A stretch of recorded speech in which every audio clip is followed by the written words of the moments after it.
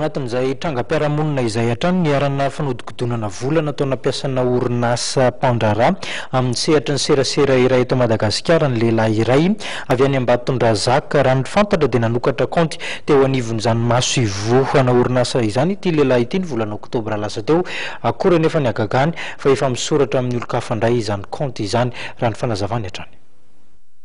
Na tonga ny vola moa zany tamin'ny 18 oktobra 2012 nanokatra kaonty de rehefa atreo zany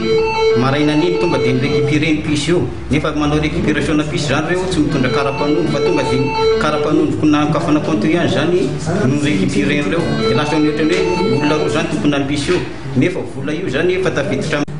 de lasa olona hafa zany naka ny vola io nisoratany ny raha haingobol'olona raha mamonjy soa Patricia zany vola 10 millions d'ariary io amso zany de ohatrany hoe tsy hisy assurance zany vola io fa ohatrany hoe very anjava zany tokony mba hoe hisy assurance na hoe remboursé le volan'le client raha tena miaro le client izy zany.